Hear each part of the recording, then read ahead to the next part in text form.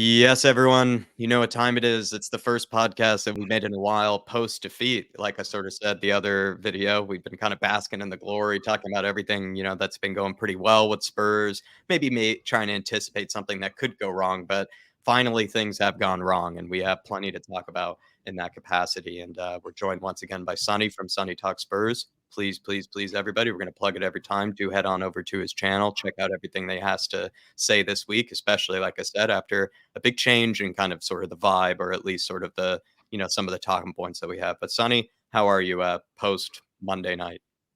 Yeah, not too bad. I think I'm more positive than I was after some defeats last season when I thought it was the end of days. But as I was saying to you before, I'm quite a new channel, aren't I? So I've done a lot of positive videos. So now I'm sort of gauging, well, I'm being still constructive with some of my videos. I'm not losing my head just yet. I've still got a lot of positive things to say about Big Ange and this Tottenham team.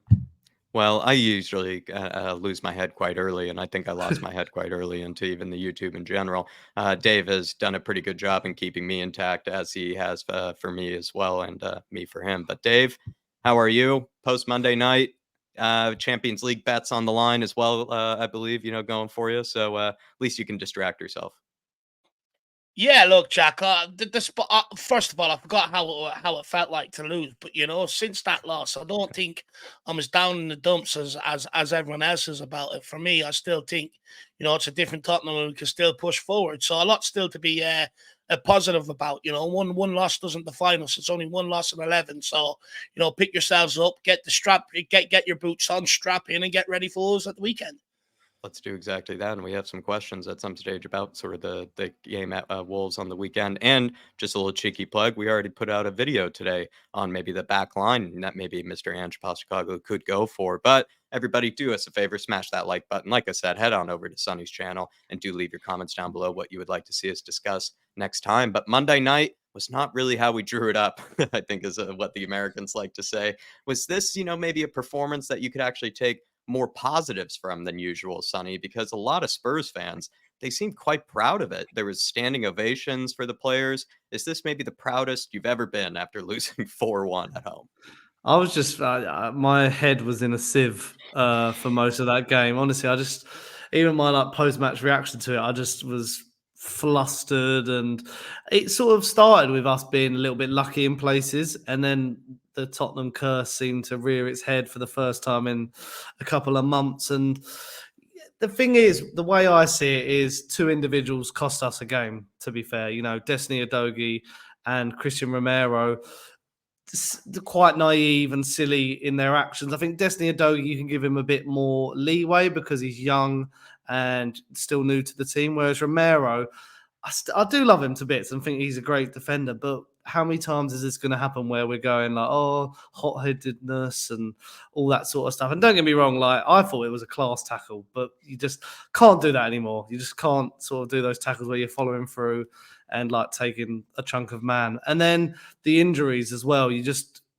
who could have predicted Mickey Van der Ven pulling up and James Maddison going off as well. So I think what was the stat? I think 4 players were on the pitch that started the game towards the end after all the subs and the red cards and the injuries. Yeah. So it just goes to show you that you're chucking Eric Dyer in at the deep end, who actually came on and I'll give him credit. I've slagged him off at the best and worst of times, but he came on and gave it a good go. Could have scored if it weren't for a narrow offside, even though I've seen a cheeky deflection come off of a Chelsea player's head in the lead up. So yeah, I was proud. I was really happy with how the crowd treated it as well. Last season that would have been boos ringing around the Tottenham Hotspur Stadium, but really good. I've seen clips of Basuma losing his head as he walks down the tunnel, kicking a bag of balls. A lot of passion. This is a different Tottenham side we're seeing now. I just think, Chelsea in this fixture, go back to the Battle of the Bridge and all stuff like that. It all seems to go their way in the end, but it is what it is. Some things out of our hands, but an interesting approach to the game as well, which I'm sure we'll get onto. I couldn't believe that high line. I was saying to you before, that high line was something I've never seen in the history of football when you're down to 9 men. But fair play. I think, final point on this. Amount of people I've said Spurs should have parked the bus. We've been sick of us parking that bus for the last 3 years under Mourinho. And now we're going for it. Everyone's like, "Oh, is this naive?" I'm like, whatever people want to hit us with, they will. It is just everyone hates us, and it gets on my nerves a little bit. I try and not lose my head about it, but it comes to that stage where I'm just like, Which one do we want? you literally can't win. No, never. Not allowed to, clearly. But Dave, 4-1, of all the 4-1s, especially of all the bad results that we've had in the history against Chelsea, the proudest you've ever been walking out of one? Yeah, definitely the proudest I've ever been walking out on one. It's the way we attack the game at 9 men. Unorthodox, but I fully agree with Sonny, and that's what Sonny said. Many fans spent complaining the last 3 or so years with negative approaches by managers. Now we have a manager that plays an attack approach. Everyone's giving out about it. I just don't understand it. Look, for me, I think it's absolutely genius. It kept us in a game for a long period and gave us an opportunity to try and nick a point or all 3 points out of it with some of the chances we created.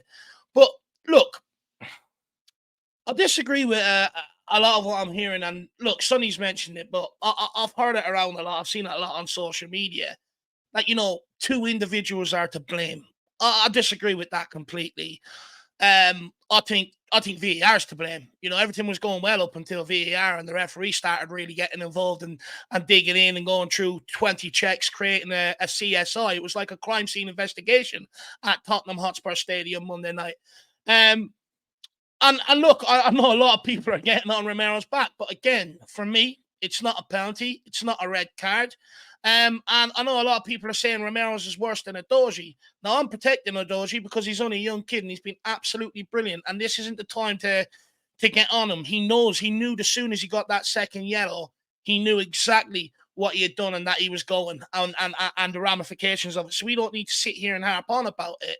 But if we're being brutally honest, Romero's one was brought back by VAR but wasn't given in normal time, and he kicked the ball first. Udogie's, let's be honest, it's worse.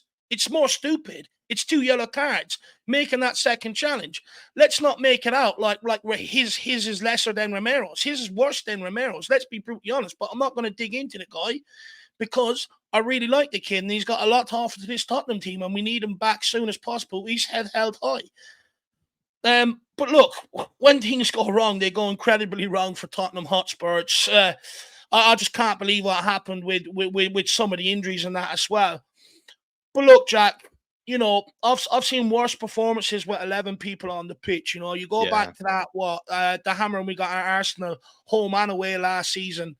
You look at 11 men on the pitch and how they perform, not running, not willing to put in effort for the badge, just accepting defeat, referee decisions, etc.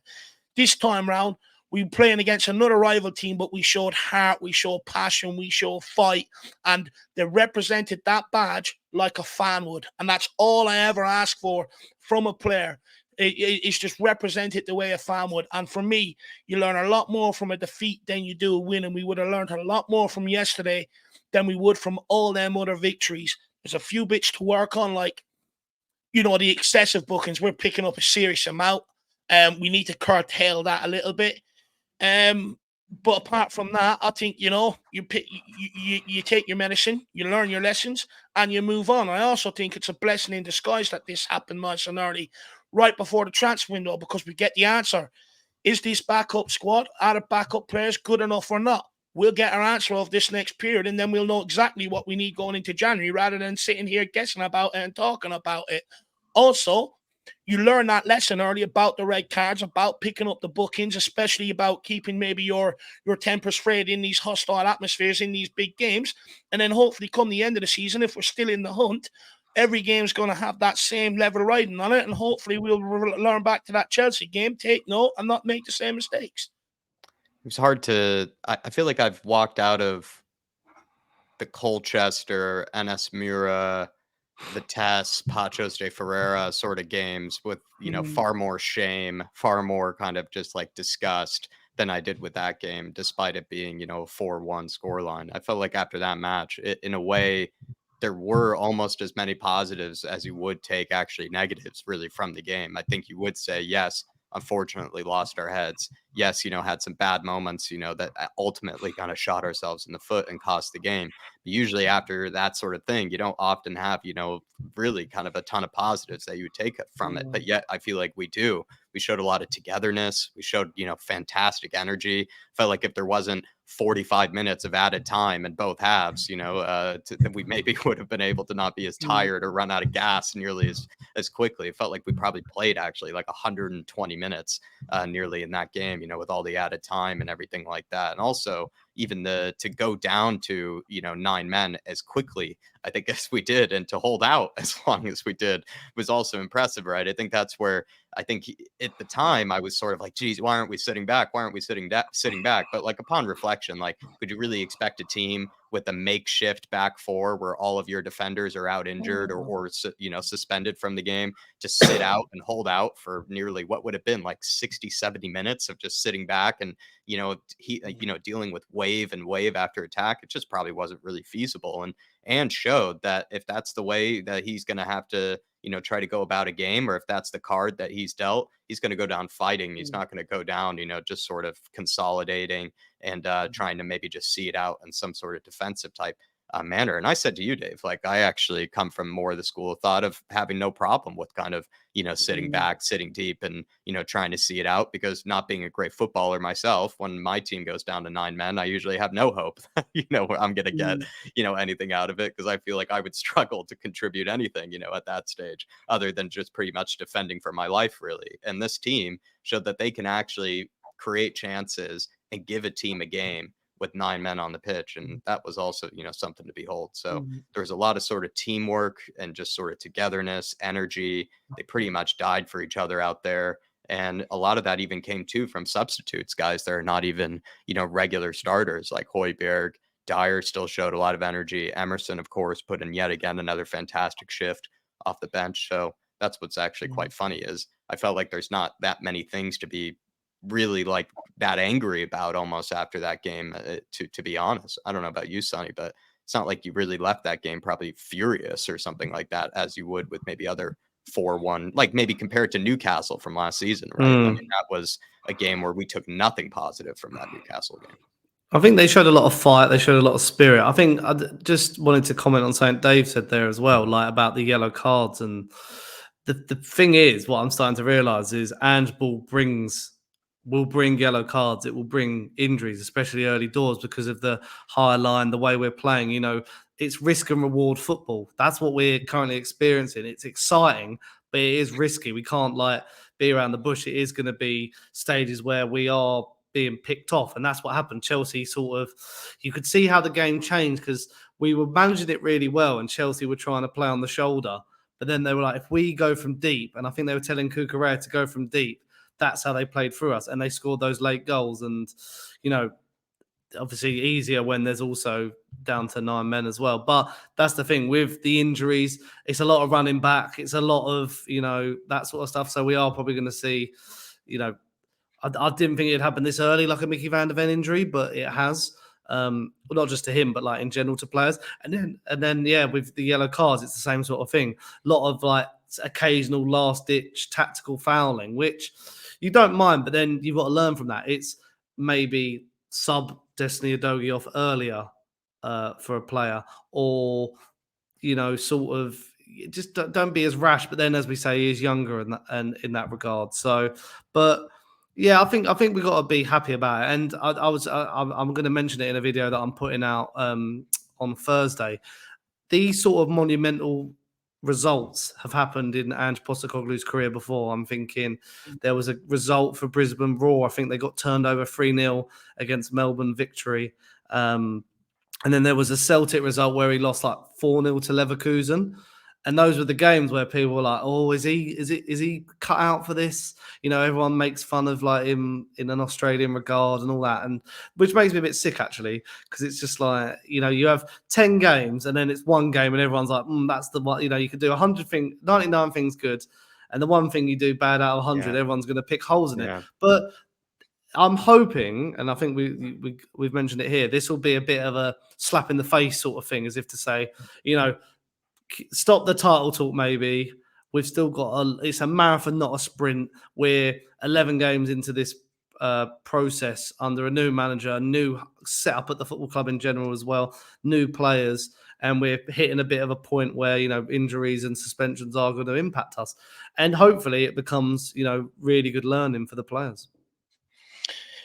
Yeah, I don't think we have to stop the title talk. I'm going to continue until we're further down the table. I knew you were wanting to say that. We're only 2 points behind Man City. We're still in second place. You know, we've got some big games, big fixtures coming up that we can still define our own destiny in. So I don't think we have to give it up just after one loss. And I think the reason why I'm not really that angry after it, being brutally honest, is because in years gone by, when I've seen teams walk off the pitch, they don't look pissed off. They didn't look upset. You know, they're chatting with the opposition, having a laugh. And, you know, with this team, I know they went into that dressing room pissed off, upset, you know, feeling that result just like every other fan was, because it was Chelsea. So, you know, I don't feel like I need to give anyone a dressing down or piss them off. They've given me 11 weeks of pure joy. Nearly the 11 best weeks of this whole year, you know, to me, and of pure joy, pure pride, pure love, you know, making me fall back in love with the squad again. I remember speaking to Jack about a year and a half, 2 years ago maybe, and I remember saying to him, I've never hated the Tottenham squad as much as the one currently I'm watching. I'm back in love with this Tottenham squad, where I love the majority. I love more players than what I hate, whereas before I hated more players than what I actually loved. So, you know, it's one loss. And I think one thing we also have to learn is what Ange Postecoglou has done. We're all in it together. Let's not pick out Romero and pull him apart. Let's not pick out Adoji and pull him apart. The reality is, it's one game. A load of people made mistakes. Everyone made mistakes out there. That's the whole reality of it. But what we are is, we're in this together and we're a team. So let's just dust ourselves down, pick ourselves up, move on. You know, you'll never find another game like this where it's gone disastrously wrong for anybody or for any team. You know, with the red cards, with the injuries and stuff like that. It's a freak game. It's an isolation. We'll learn from this and we'll be better for it. Let me give you an opportunity to pull ourselves apart here, though, Dave, and maybe question us. Romero's red card, Udoji's second yellow. Do we have a bit of a tendency this season to lose our heads a little bit in games? Is there a disciplinary, if I said that right, issue? Look, I actually think the likes of Romero and Udoji have been hard done by. We have picked up some stupid yellow cards. For instance, Basuma, you know, diving. You know, getting sent off for diving. You know, I think Basuma also picked up one against Arsenal for dissent with the referee and stuff like that. So, I mean, there have been some stupid yellow cards, but I'll be honest, Jack, I think we've been incredibly hard done by at times since that Liverpool game, since that VAR decision. And, you know, I've agreed with you on this one, Jack, that I think they were waiting to make it right. You know, we haven't been getting the rub of the green in any of the decisions over the last while. For instance, you know, Højbjerg picked up a yellow card for his first foul against Fulham, but Paulinho was allowed to make 3 before that. And I don't think, you know, it's been fair. I think they've been waiting to send the Tottenham player off so they can get retribution or make up for that result that we got against Liverpool that maybe they think we shouldn't have got. So I think the likes of, you know, Adoji, he's been harsh again against Fulham. You know, he had 4 tackles on him, fouls, no cards given. He makes 1 yellow card straight out. Romero, let's be honest, how many people were praising up before this game, saying, "Oh my God, look how much he's cleaned up his act, barely picking up cards." You know, that's why I don't believe what he done at the weekend is intentional whatsoever. And I've argued his case. I've argued my position on it. I'm not going to go into it anymore.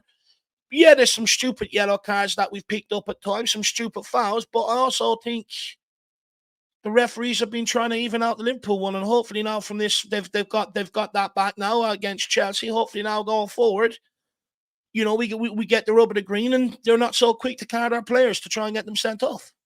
Do you agree with the tinfoil hat theory towards the end there that Dave was kind of starting to bring up, Sonny? Maybe that the referees are trying to make up for the crimes in the Liverpool game? I'd like to think that that isn't the case, but yeah, I mean, I've seen a lot of theory talk at the moment in the Premier League, and I'll be honest, I agree with that. There's inconsistency because I think Sterling took a dive during the game, and then he doesn't get a yellow card for that. 2 dives, like so. That's what confused me. But I mean, I'll be honest. I have to disagree with Dave. I think both those players could have been sent off twice because the Adogi yellow is a red. I think that's reckless. And also, what confuses me about them is I don't think they're necessarily needed to make those tackles in those situations. Like Adogi, Sterling's not going anywhere for either of them. And he just sort of the first one's 2-footed off the ground. You just as much as like I'd like to think. Like when he did it, I thought like my first reaction was that's a good tackle. When I watch it back, I'm like they're just not allowed anymore. Like Curtis Jones the other week sort of did the same as the Romero challenge, but people will say Romero won the ball, but apparently like that's not good enough supposedly anymore. You can't if you're taking studs up halfway up the leg or whatever you want to call it, you're just not allowed to do that anymore. And the thing is, Romero that's I think the thing we got to look at it is a good part of his game as well. He is like aggression isn't a negative in football. It is good to be aggressive, but it is just about using it in particular, like in certain circumstances. But the problem I have with him as well is he kicks out during the passage of play. Now people will say, "Is it intentional?" I mean, but you just can't get away with it. Like you just, I mean, he did get away with it, but like it's just not worth the risk because then you have a David Beckham style situation where, yeah. And the thing is, VAR is everywhere now. It's like Big Brother. There's just not, and I know when you're on the pitch between the white lines, your head can go to mysterious places, but it's just not worth the risk because it could get picked up, it could get reviewed, and we're sitting there with our hearts in our mouths for like 90 minutes. Hoping that players don't get sent off. But I just like to think that I don't think this team is, I think we mocked Arsenal for having discipline issues a couple of years. I don't think they've got discipline issues. I just think they were pumped up for this game. There's no doubt about that. I think Kulusevski has said this in quotes, like maybe they were too pumped up, if that's even a thing. But, it is a big game. It's a London derby. It's Chelsea. We know the history of that fixture. Battle of the Bridge, we could have had 15 red cards that day with all the subs and all the technical staff as well. So maybe it was a bit of revenge for that. But I just think when it comes to like these challenges nowadays, and I feel like Dave's like an old school sort of guy, like he wants clatterings and all sorts. But I like that as well. Like I love a massive tackle, which sounds really sus actually. But I just feel like with my punditry hat on, trying to be a little bit neutral. You can't get away with those tackles anymore. Look, I agree with you on the Adoji one, right? That was outlawed like fucking 100 years ago, right? That one where he picked up the first yellow. Right? Yeah. Look, that was outlawed. I'll give you that. Everyone's saying, "Oh, Romero went to make it." This is where the mistake is happening. They're saying he made a challenge. He didn't. He went to letter the ball clear. Where is he supposed to put his leg once he goes to letter it clear? Over his shoulder so he doesn't hit him. So are you comparing it more to the what was it, the Hwang Hee-chan one for Wolves, where he's going to clear it, he divvies, and then he sort of takes someone's legs out? Is that it was probably more like that, I think you're trying. Well, the thing is, the ball's there to be won. He goes to letter it clear, and he's not passing it, so he's not stroking it. He's going to absolutely letter it. The guy's in front of him. I don't understand where they want him to put his leg once on the follow through. The problem we've got now is you're making rules suit VAR rather than the game. And the reason why I say that is they're now asking defenders to defend in unnatural positions. They're making the game unnatural through the rules because they're using them to suit VAR. I think there's an element of that on that decision, but I also think that, he got away with the Cucurella hair pull. The referee came out since done an interview and said, I let him away with it because I didn't want the referee in the middle to take any more stick from what was already a heated game. Is it retribution on that? I think they were out for him personally. For me, if he slides in or he genuinely is making a challenge, I'd say, okay, red card all day long. But when a guy's going to clear a ball, I'm not hearing this, especially Jamie Carragher, right? This is a guy that spat on someone else, and he's calling Romero reckless and out of control. How dare he?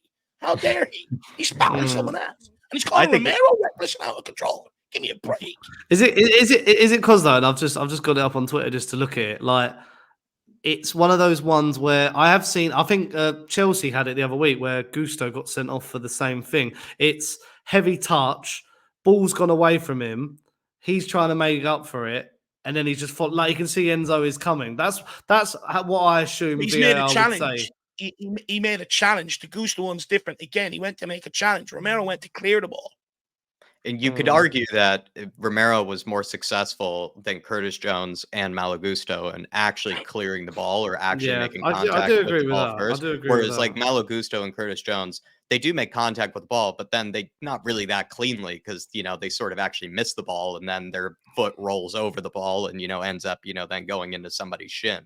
Whereas Romero's case, he actually he clears the ball and then he hits someone's leg afterwards. And I guess it's up to now VAR's interpretation whether they think that's a red card or not. What I don't really like is how much sort of people find it, like Dave said, to be a nasty challenge. I mean, that weekend I'd seen 6 other challenges that were far nastier. And also as well, like we even saw Bruno Guimaraes, against Arsenal. The guy was throwing elbows and biting people and pulling people's hair and was getting away with it, left and right, with all these sort of red card challenges and petulant sort of moments. The guy was, walking on 6 lives, it felt like, in that game. And that also, too, is kind of interesting, right? Newcastle were getting away with a lot of pretty suspect challenges, a lot of very hard tackles and everything that Spurs were not getting away with in that Chelsea game, which does say a lot, when we are actually at the top of the table, team against Chelsea at home, felt like there was maybe a bit of a, we're not going to give Spurs, any leeway or any sort of kind of, leg up in this sort of affair. Whereas you would say in the Newcastle game, as much as I don't want to give Arsenal any sort of, credit or anything, I think they were kind of had, a bit of a bias towards Newcastle clearly in that game, and some of the challenges that they did let go by. But even that Havertz challenge, he should have been sent off for that. And that was a far worse challenge than what we saw from Romero. We've seen, even then Nketiah, tackle Vicario. That was a far worse challenge than what we've seen, from Romero this season. So I feel like if we want to, I don't really want to get lost anymore in the whole, is it a red? Is it not a red? What I do want to emphasize though, is there is this weird kind of tendency to call Romero such a bad guy or something like that. Oh, he's so nasty. He has it in him type of thing. And it's like, that's not even the worst challenge I've seen this past weekend, of Premier League fixtures. Let's not make Romero out to be as much of a villain as he has been. I think he has it in him. I think he is very much the Sergio Ramos regen of, Voldemort type defenders. But he's in no way been as bad as he used to be, or he's in no way been like really that bad, over the course of that game. Like I saw far worse from other players over the course of that weekend. So that's what I would sort of leave it with there. Do we have a disciplinary issue, Dave and Sonny? I feel like we've had lazy moments, like, you brought up maybe, Dave, with sort of the yellow cards that we picked up. I think Basuma, there's been others that just felt a bit unnecessary. I think even times, we've kicked the ball away or sort of smacked the ball when we didn't really need to and picked up yellows for things like that. So that can definitely be, ridded out. But I agree with you, too, that it feels like a lot of the times that we've even picked up yellow cards, I'm sort of confused, on the basis of the game, where it feels like, why has that been given a yellow card when, the rest of the challenges we've seen were far worse? Or what about accumulation, where in the Crystal Palace game, each of them must have had 9 or 10 fouls and didn't have one single yellow card, any of those Crystal Palace What was that, players. 104 minutes? He pulled out his first yellow. And so those kind of moments do kind of make me feel like it's a bit of a yes and a no. Can we clean ourselves up a little bit? Perhaps, with some of the lazy challenges. I do like the fact that maybe we have a nastier streak in us, though. We have a bit more of a backbone, a bit more kind of a fight back, a bit more of a pushback. When someone pushes us, we push them. I think Emerson, is one of those guys that clearly loves to throw himself into the fights whenever there is, one or a tussle. We have a lot of guys that don't back down, I think, from any sort of a, kind of banter, any sort of trash talking, any sort of kind of just sort of intimidation, even of any sort, from the opposition. And that's what I also am happy about. And if that means a few more yellow cards, so be it. I'd rather be a nastier team, or at least a meaner team, than I would be a nicer team. And because I think a meaner team and a nicer team often, like people say, kind of ends up actually winning the trophy or getting over the line than sometimes the nicer teams do. Might be No, too 100%. cliche. But No, 100%. Look, we, every team that are champions have to have that nasty streak in them at times. You have to be able to handle yourself at times. But, to what Sonny was saying earlier on, there is going to be times where we are going to pick up cards, where teams are going to look to spring quick counters on us. Them ones I can take. I can accept them ones all day. I just maybe share them out a little more is what I would say on them ones. Share them out a bit like what Palace seem to do against us. There are times we're going to have to take cards. But for the majority of it, I do think there's been a bit of a bias towards Tottenham. huge decisions to be made this weekend, Sonny, about that back line because we have Udogie out for 1 game. Romero is going to be out for 3 games likely, and then Van de Ven is going to be out for a very long time. I just did a video this today about it with Ashmatic, so people can get my thoughts on it. With that video, cheeky plug once again. So maybe ask Dave and yourself on it. What do you think Ange Postecoglou is going to do with the back line this weekend? I'm just trying to think who's available because Ben Davis isn't available either. I don't even think we haven't got a left back, have we? So Emerson. I guess yeah, it would have to be Emerson at left back, who's actually looked quite good in that position. Pedro Porro stays at right back, and then you've got a decision then, haven't you? It will have to probably be Eric Dyer and Ashley Phillips, I'd say, because Ashley Phillips was not dropped. That sounds harsh, but wasn't in the squad the other night for the under-21s. But we've seen with Wolves, Wolves aren't any mugs under Gary O'Neill. I think we're quite lucky they haven't got Pedro Neto because he'd probably be licking his lips at facing this back line. But I'd still be competent with that defense. I think that is still under Ange, who is a competent manager. I back those boys to put in a shift for, we'll have Destiny back 1 game after, won't we? Because it's only a 1-game ban. Romero needs to go to rehab and sort his anger issues. No, I'm joking. So we'll have him back in a few. But hopefully, this might be Eric Dyer's opportunity to actually get back in the mix because we're all sitting there thinking his future's done. I thought he wouldn't even be allowed back into the squad at all. Like when I saw him coming on, I was shocked. But hopefully that team will do well. I just can't think of any other makeshift that can really be. Maybe put Vicario. Maybe he ended up having to deputize as a center back. Could I don't think as much as I slammed Dyer for not being that versatile at the back, I think Hotspur at the back might be a bit of a mistake. I can't just see him being able to play Ange ball at that deep. I think he's good enough as a 6, but I couldn't see him playing at the back, especially he's not that quick. I know Dyer isn't that quick either, but he's got more of that defensive nous as a centre back than Hotspur. So I think that would have to be it, unless we went full out and put Dorrington and Phillips in. But I think that'd be like. It'd be respected, but it would be. I'd feel sorry for the lads because they'd be properly both chucked in at the deep end to start. A Premier League game, especially because it's the 12:30 kickoff UK time, which is always the never put a bet on the 12:30. So they say, but I think that would be the most logical back four to go for. That I said. Apart from that, I can't really see much alternative. What do you think, Dave? What would you go for this weekend? Look, I think it could be Dyer and Ashley Phillips. The fact that Ashley Phillips didn't play yesterday, it's a game that they really could have done him with, because if they would have got a good result out of that, they would have qualified out of that group of the AFL trophy. So that tells me that he's either starting or he's coming off the bench against Wolves. I know Sonny said he's surprised to see Dyer play, but he was the only centre back on the bench. So, Ange Postecoglou had to use him, but I don't think, if the game went another way, I don't think the intention was to ever give him any minutes off the bench. Look, I'll be honest, I've gone back and watched the game, and a lot of balls in behind. Højbjerg was the one in the box, ready in position to be able to cut them out, not Eric Dyer. And I think Højbjerg is quicker than Eric Dyer. That's my belief. And, I know a lot of people are going to say, oh, Dave Højbjerg can't play there.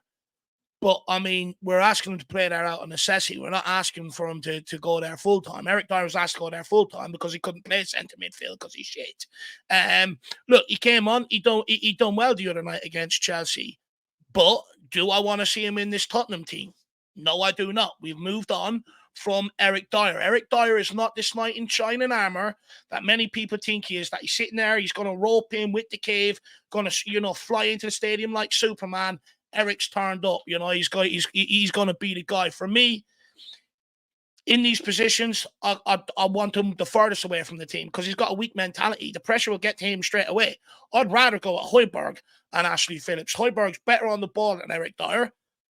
And I think he's better defensively than Eric Dyer. Eric Dyer hasn't worked out as a centre-back. People forget that he used to be a centre midfielder, so I don't see why Højbjerg can't step back there and fill in on a needs-must basis. I would trust him more than I would Eric Dyer. However, I do think it would be Dyer and Phillips, but I don't want it to be. I don't want him anywhere near a team. I'd rather him go down to the under-21s and promote Dorrington. Sonny, do you believe in that Dyer made that transition from midfield to center back? So why can't Højbjerg, right? You're on mute, Sorry, right? you might be on mute. Sorry about that. I felt like I was in a Zoom call at work. I think with Dyer, he did go from like centre back to midfield to centre back. And I do still think his best position is centre back out of the three. I think, when he was playing midfield, it was because he had Moussa Dembele next to him, who is a Rolls Royce of a player, which did help his game. I think, I agree with what Dave said. I for one, think, I thought his Tottenham future was done, and that we'd never see him again. I never thought we'd have an injury like this and a situation where we have either one of our senior centre backs was injured or that. We knew it was going to be a problem because, we went into this summer, we got rid of Davinson Sanchez. Eric Dyer was in limbo. Ashley Phillips got promoted, basically. So we knew that this could be a situation. And I just think maybe because of what Dyer did, how he came on in that game, I think that might give him a little bit of an edge over Højbjerg. I'd like to see it. I feel like there is part of me that, from Dave's arguments, I do agree with. He did come on and really closed down the game in those areas. I think everyone did who came into that game really came on and made a case for themselves. But Højbjerg is tricky because both these players are probably going to leave the club come the end of the year. So it's like they're basically stopgaps, and it's a shame we haven't got someone who could come in properly and do a job, really. But and it's just a shame because I'd give Emerson a go at right centre back maybe, but we then haven't got a fullback who could then. Do you know what I mean? It's trying to fit square Not pegs an in easy round holes. decision. It's no very tricky. obvious decision, right? I think is what it is. And even with saying moving Højbjerg to center back, that's not the obvious decision, right? That's sort of like, you are all of a sudden, pulling a rabbit out of a hat in a way, like you're saying, whoa, maybe we've never thought about this before, and ends up maybe working out, but it's just a very unconventional way. I'm dreading the City game. Imagine Dyer and whoever at the back for the City, we're going to be ripped to shreds. Because what was it? We got Wolves, and then we've got I can't remember who's in the middle. Break. Yeah, we've got international break, and then Villa. Villa. I mean, Villa won't be any mugs either. So it is that we need to see. Wolves is a good example of even though they're a good team and they've proven a lot of people wrong this season, it'll be good to see what does work, and we'll know straight away. As soon as that first 5 minutes in, we'll know who's most comfortable at the back. Ange will be slaving away the next couple of days on what would be the best for this team and who can progress the ball, who can play a high line, who's faster.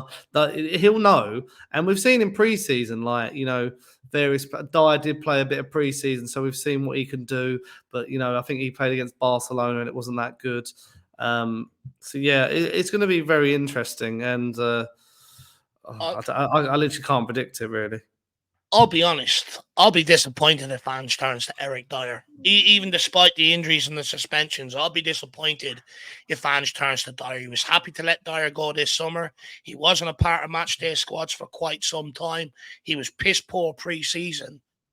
There's nothing this guy's going to do that he's going to step in and do anything different that he hasn't done in years gone by. He hasn't stood up against NS Mora and other crap teams like that, let alone a Premier League team. And everything Wolves have got, which is pace, zipping in and around them, that's his worst nightmare. He will absolutely lose the run of himself. And I will be disappointed if Ange turns to him. I'd rather Ange be bold and go with a Højbjerg and go with a Phillips or something like that, rather than turn to a guy that we know ain't good enough. We've already seen when Ben Davies has stepped in twice this season. Van der Ven has had to go and cover him on both games, Fulham and Crystal Palace. Some of these old guys, they just cannot play this new way. That's why we went out and made signings in these positions in the first place, and that's why, they're furthest away from the squad as they can be. So I really don't want to turn back to guys that refuse to leave this summer when they should have left. And that they just haven't performed before, and the reason why they are where they are is because of everything that's gone on for the last 4 years. So I really don't want to turn back to that. I really don't. This kind of transitions me to the fact that fans have sort of pointed out that there obviously are a lack of backups that the majority of the fan base feel confident in our defense, and that maybe could be a reflection of a failure or at least a something that we could have done better in this most recent transfer window. And some people have even taken it a step further, Sonny, and kind of saying that this is yet again another example of Daniel Levy not spending maybe enough or going far enough in the window to make sure all bases are covered in the right areas. Where do you maybe stand on that? Is this kind of a, I wouldn't say it's hindsight, right? Because a lot of people felt like, oh, well, did we really do enough in this area when it comes to this situation? Is it going to hurt us? So, I mean, could Daniel Levy have done more? Is this maybe a reflection of a small failure over this window or maybe a big failure? I mean, we all knew we needed another centre back. Like, we many fans, when we were being linked with Van der Ven and Tapsoba, were like, we need both, not just one or the other. We need both. So there's no beating around that bush. And even like in the lead up to this game, I think the Athletic said about our January plans of another centre back, preferably left-footed, and a winger come striker type. And everyone was like really excited. Oh, we're preparing. And then now this has happened. Everyone's like, well, we need January now. We didn't do it in the summer. So, and it just is that cycle of like, you're one game away from, crisis point. But that's the thing. I think we have left ourselves short. And I would, for one, praise the risk, because I said, like, Dyer needs to go. It's a lot of praise. We signed this Ashley Phillips kid, and, promoting him basically as the next option shows a lot of, promise. And same with getting rid of Davison Sanchez. We could have he could still be at the club and he could be coming in as an option now. But Anne just said he doesn't want him. We saw in pre-season he wasn't good enough in certain stages. So I think, and then I'm seeing people not realizing like Tanganga's out on loan. They're like, I'll just put him in. And it's like, he's out on loan. Maybe some of the options we could have are out on loan. But then again, them players, like someone might say, oh, well, we haven't got a left back. Why did we loan out Sergi Reguilon? Not good enough. Like we need to get rid of this deadwood. There's no point just like I'm in an art. Like it's sort of, some fans pick and choose when they want these players. And now we're in a bit of a tight spot. It's like, oh, send the bat signal in the air and we'll bring them all back. But no, we'll have to roll with the punches. We're going to have to go through a tricky period. We're going to have to be a bit makeshift. And, I know we can all say, oh, we could have done this in the summer. But again, we spent, I think we were like second or third most highest spenders. We did bring in a lot of players. And it's just a real shame that a player like Mickey Van der Ven has suffered the injury he has. But we know what we need now. We need to go out. We need to sign a left-footed centre back. Don't really know who it will be. Don't really know what the options are in that sort of realm. And especially now, we might have shot ourselves in the foot even more, because people are going to be like, well, if Tottenham want a left-sided centre back, we've got that. Stick another 10 million on it. Stick another 20 million on it, and we've now got to sort of, really compete for, a position that's quite scarce anyway for top quality, that loads of other players are going to want, loads of other teams are going to want rather. So, it's the Tottenham way. We never do it easy, do we? We never do it by the book. We sort of fumble our way to it. Is this another example of Levy not making it easy once again, Dave? I think it's an example of being weak over the summer, Jack. I remember having plenty of arguments. Yeah, I remember having plenty of arguments. This is the situation. I warned people that was going to come if you don't push people like Eric Dyer out of the squad, so you can free up that position, so you can bring someone else in. This is the exact thing I warned about. And now we're having to rely on a guy that we know ain't good enough, that we try to replace anyway. But because I was told over the summer when it came to a certain Harry Kane, no player's bigger than the club. But when it comes to Hugo Lloris and Eric Dyer, it seems they are bigger than the club, and they're allowed to do exactly what they want. I argued we should have offered to pay up their contracts. We should have done everything possible to strive to get them out of this club this summer so we can free up spaces and bring more people in. We failed to do it. And now we're going to come back, and it could come back to bite us in the ass. So yet again, players that already proved they weren't good enough because they don't want to move on, because they want to, take their big fucking wages without playing football, because they claim to love the sport, but they don't, because they'll be out here if they did.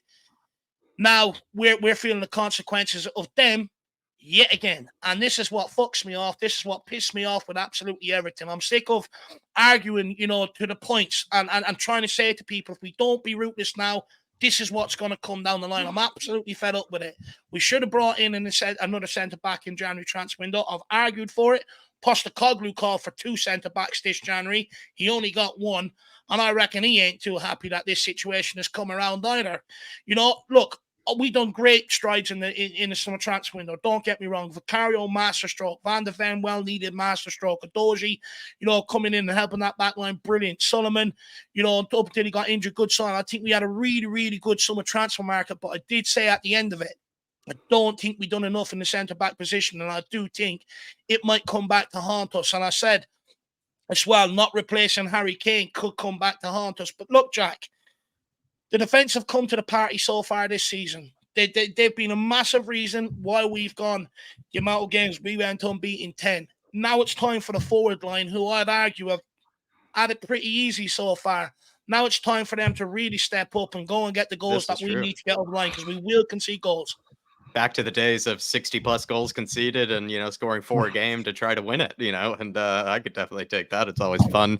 We always love a good game for the heart race, but it's kind of one where, yeah, we didn't do enough. And now I think we're just sort of paying or we will likely, see the consequences of it. I sort of brought up or in my initial question to Sonny, which I took forever to ask, but it was kind of because I was thinking about the fact, like, is this a hindsight sort of scenario where it's like, oh, now that we've seen, what's just happened, obviously we should have done that. But it's like, no, I think a lot of people like yourself, Dave, from a long time ago were saying once the transfer window ended, if this certain type of scenario that we find ourselves in right now comes up, we will be in a tricky place where we won't really know who to pick, what to really rely on. Ange might see his own sort of play suffer. We might see the, play of other, guys in the system suffer, and we'll see how it unfolds. But I don't think this is kind of like a hindsight 2020 sort of type of situation. I think this is just a bit of a lot of people anticipated this happening. It's now happened. Hopefully, maybe we can actually survive it. But there's justifiably a lot of fear that we'll start to maybe drop some points, or these games will start to be not as convincing, at least from the back line, won't be nearly as dominant. Maybe the whole game, also some of maybe the passing and some of the possession won't look nearly as sort of simple and as sort of as streamlined with, certain guys, kind of back there now. It will be a different experience. And I do feel like it's another sort of example, at least in Daniel Levy's case, of not wanting to invest in the defense. I think he has invested in other areas actually quite a lot. And when you look at some of his recent signings in the past, he's always done a decent job, I think, at being able to sort of supply the forward areas with, a lot of sort of talent and everything. We've always had a lot of strikers and sort of, big forwards at least to choose from. But it feels like always the defense was always ignored. It was always just the same combination of Ben Davies, Sanchez, and Dyer for a very, very long time with very little mix up. Maybe a Joe Rodon, throw him there, and then eventually Christian Romero. But finally, we've gotten Van de Ven, but he could have gone a step further and could have gotten somebody else to really, indicate that we were going for that revamp of the defense. I think he wants to, revamp it, but he just didn't do enough. And that's kind of been the history of Levy, I think, in the past. I think in particular, more to the defense than it's ever been with the midfield, ever been with the attack. I feel like the defense has always been ignored or just kind of not seen as important, or just never really had the cash. It feels like, that we've ever spent really enough in that area. And I think we're probably going to pay the consequences of it. I'm not going to get that doom and gloom about it. I'm absolutely, delighted with where we are right now. And there's a good chance that we could actually still get those results like we did last season, right? There were plenty of results we were able to get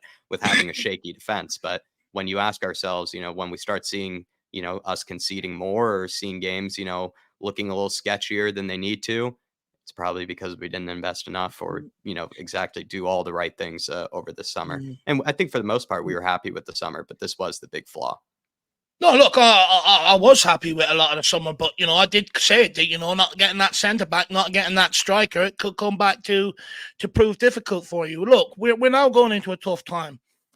And I think I hope we as a fan base have learned lessons that, you know, when whoever plays centre back, right, there's going to be a drop off from Romero and Van de Ven.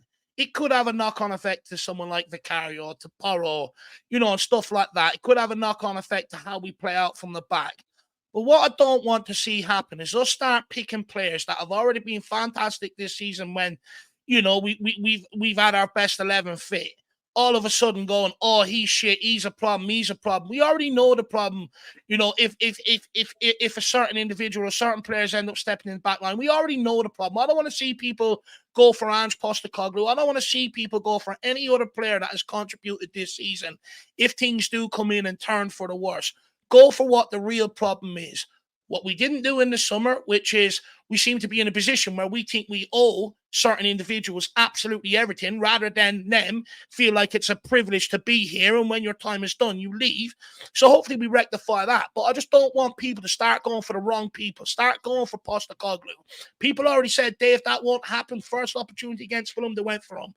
First opportunity, they went for Romero as soon as he made one mistake. If things do unravel, which I hope they don't, I want us to continue going on the right trajectory. But if things do unravel, let's just stop playing all these silly buggers and all this other silly antics. If we be fair, if we're going to criticize him, we have to criticize him. No, we already know what the problem will be, and just go straight for the problem. I don't want to see anyone else take the blame for if things go unravel. That's what I'm trying to say. I don't want to see anyone else take the blame, but certain individuals if they step in and fuck everything up again. Okay.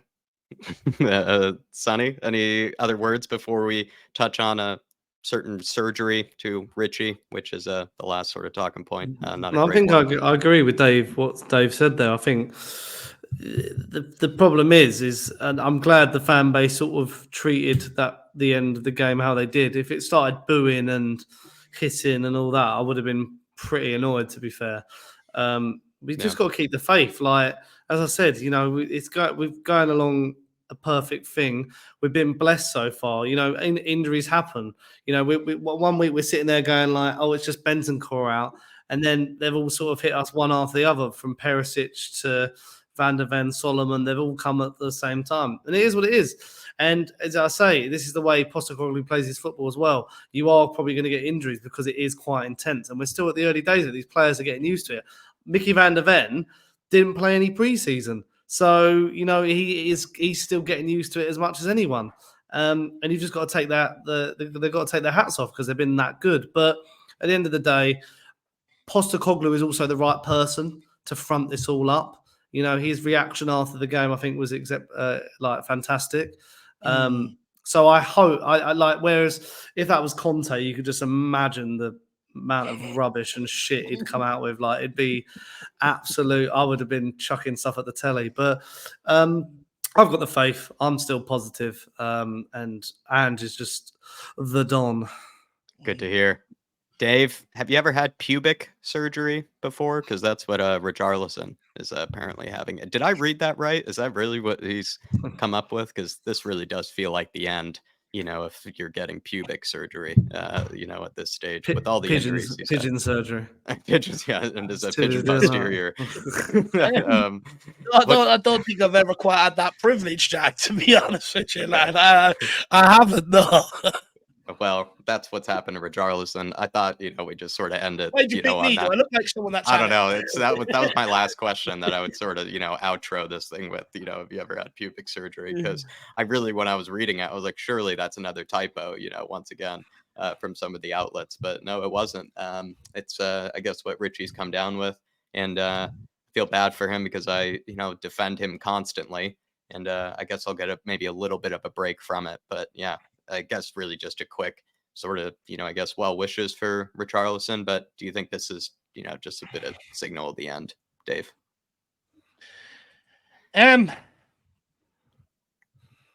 Yeah, I think so, Jack.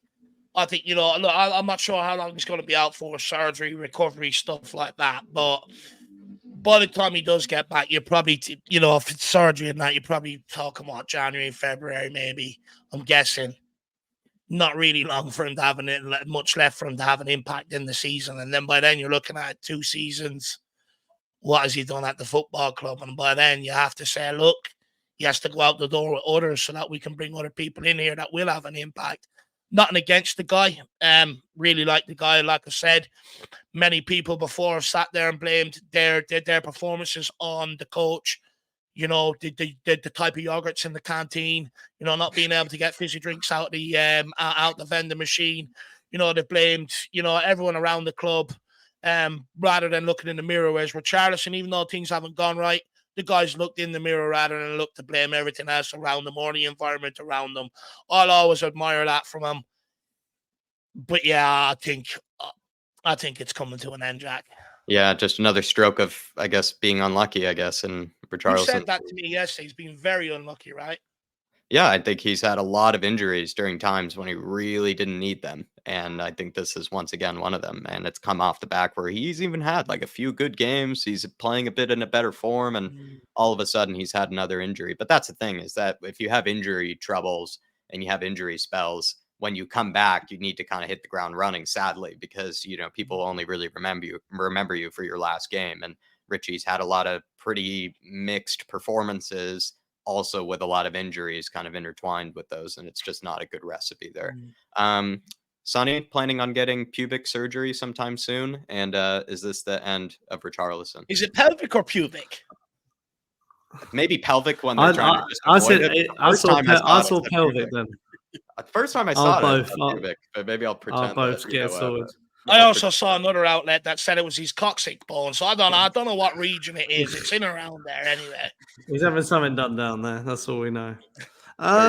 Do I think it's the end? It's a shame, really, because this could have been a period of time where Richarlison could have took the ball by the horns and really, show what he was made of. But he's obviously had an issue down there for a while, which sounds like he needs some sort of Viagra. I think it's the end for him. I don't think it is. We know what Daniel Levy's like with these players. Like he's shipped a lot of money out for this guy 2 years. I think one more season is what Richarlison's got. He's 26. I think he's been okay this season, actually. I think he's shown a lot more promise. I think he's playing in a better position on that left-hand side. He's been a bit unlucky. He got subbed off against Luton when he looked quite good. Same with Brennan Johnson though on Monday. Good start, and then he gets subbed off. These wingers are not getting a chance to show their worth when they start these games quite good. But I think there's still a chance for him. I want to remain positive because I think he's got all the minerals there. It just needs to all it just needs to add up and I think Ange is the right person to probably get the best out of him. I could see him as like his version of like a Kyogo or someone like that, a Celtic, like a proper hungry forward who wants to impress. It's just not going the way for some of these players at the moment. There is a good goal scorer in there. It just needs to be harnessed. It needs to be properly, preserved. Yeah, he's having mineral surgery. Is I guess maybe what he's having. Trying to find some. Got severe lack of it. Maybe enlargement surgery.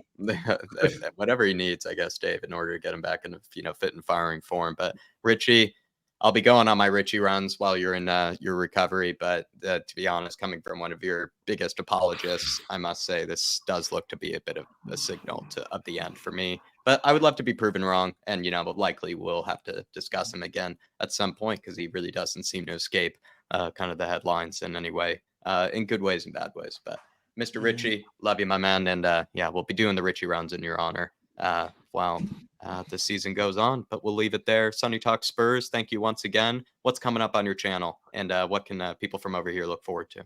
What's going on? If you want to see my first head loss sort of the season, go and watch my reaction to the Chelsea game. I've got a little Ange deep dive coming out at some point this week about why he will never change his tactics and the positive side of that. We'll be reacting to the Wolves game as well. Lots of good stuff on there. Obviously growing quite well thanks to you guys. Really appreciate the support on retweeting, community posting and all that sort of stuff. Love being involved in this podcast to offer the UK alternative because we've got the American, we've got That's the right. Irishman, We've and we've left got them the out. was it the an American, an Englishman, and an Irishman walk into a podcast. That's what this is.